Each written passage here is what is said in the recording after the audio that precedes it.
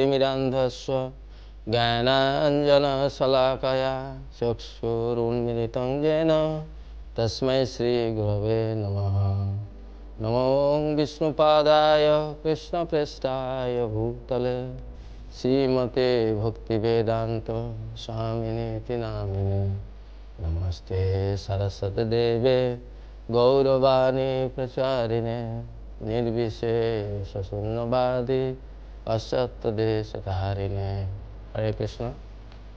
तो आगामी যে একাদশী আসছে যুধিষ্ঠির এবং কৃষ্ণ সংবাদে সেখানে বলা হচ্ছে যে যুধিষ্ঠির মহারাজ জনার্দন কৃষ্ণকে জিজ্ঞাসা করছেন যে পৌষ মাসের কৃষ্ণপক্ষের যে একাদশী সেই একাদশীর নাম কি এবং এই একাদশীর যে অধিষ্ঠাত্রী দেবতাকে এবং কিভাবে এই একাদশী পালন করা যায়।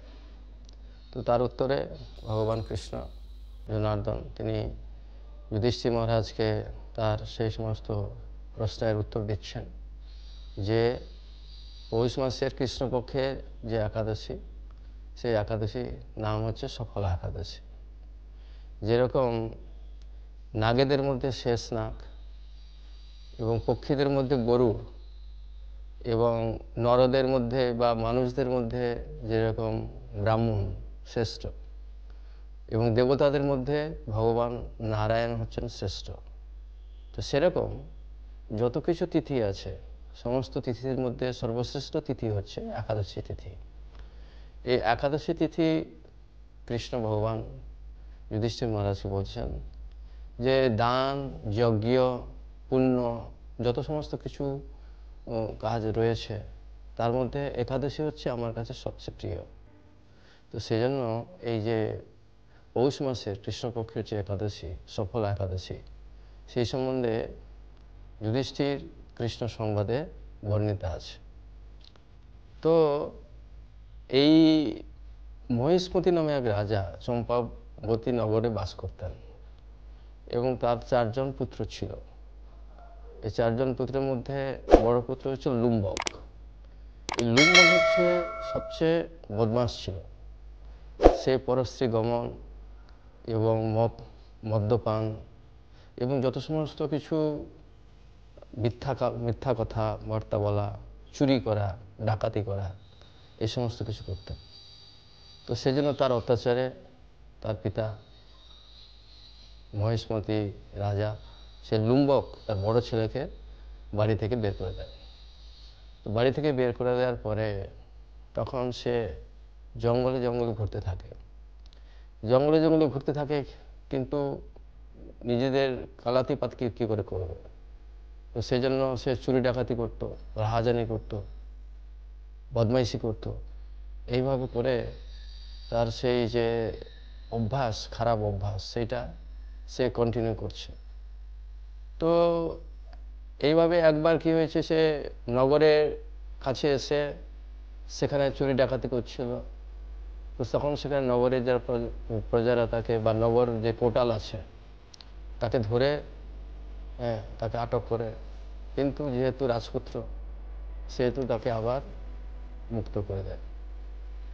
তো এইভাবে সে জঙ্গলের মধ্যে থাকে বনের মধ্যে থাকতে থাকতে সেই বনে একটা বিশাল বড় অশ্বত্থ বৃক্ষ ছিল এবং এই অশ্বত্থ বৃক্ষ বলা হচ্ছে যেন কি যে ভগবান বাসুদেব সেই অশ্বত্থ বৃক্ষের মধ্যে রয়েছে, সেজন্য সেই অশ্বত্থ বৃক্ষ দেবত্ব প্রাপ্ত হয়েছে। এরকম অনেক সময় দেখা যায় যে কোনো একটা গাছ দেবত্ব প্রাপ্ত হয়ে গেছে। তো এই লুম্বক যে মহিষ্মতি রাজার বড় ছেলে সে যে জঙ্গলে থাকতো সে অশ্বত্থ বৃক্ষের নিচে থাকতো এবং সেই অশ্বত্থ বৃক্ষের নিচে থাকতো আর সারাদিন ধরে বনে জঙ্গলে ঘুরে বেড়াতো, পশু শিকার করতো, হত্যা করতো। এইভাবে যখন দিনাতিপাত করছিল তো একদিন ঘটনার চক্রে তার সৌভাগ্যক্রমে এই দশমীর দিনে সে কোনো কিছু খাবার না পেয়ে সে ফলমূল আহার করে থাকে। তারপরের দিন কিছু না এই ফলমূল আহার করার পরে তার শরীর অত্যন্ত রুগ্ন হয়ে যায়, দুর্বল হয়ে যায় এবং সে নড়াচড়া করতে পারে না। তো সেই অশ্বত্থ বৃক্ষের নিচে সে পড়ে থাকে।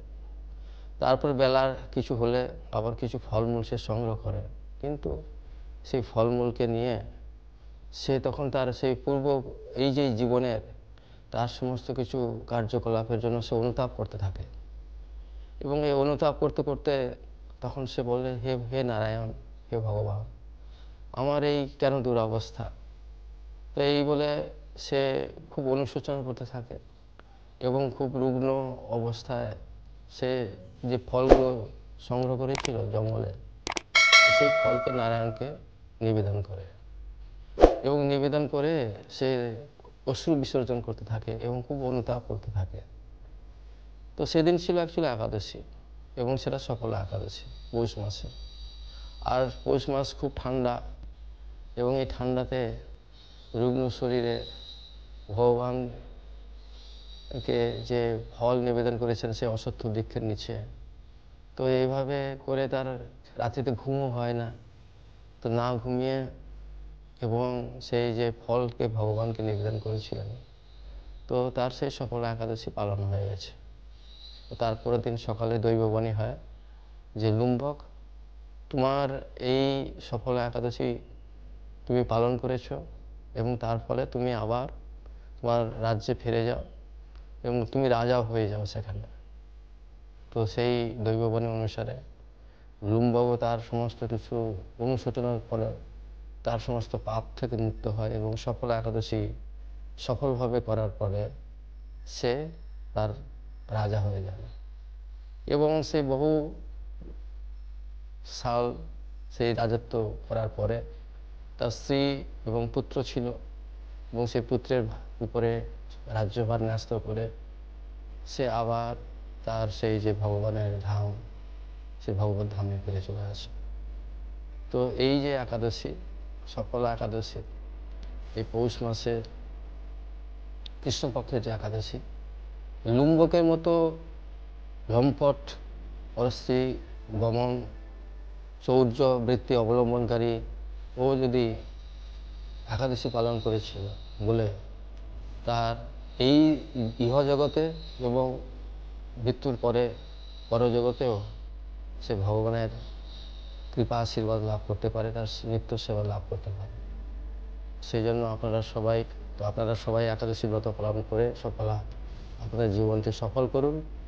এই ইহজগতে সুখ শান্তি এবং প্রাচুর্যের মধ্যে থেকে থাকুন এবং অন্তিমে জীবনের শেষেও ভগবানের কাছে গিয়ে তার নিত্য ধামের নিত্য সেবা লাভ করে নিজেদের মনুষ্য জীবনকে সার্থক করুন। হরে কৃষ্ণ।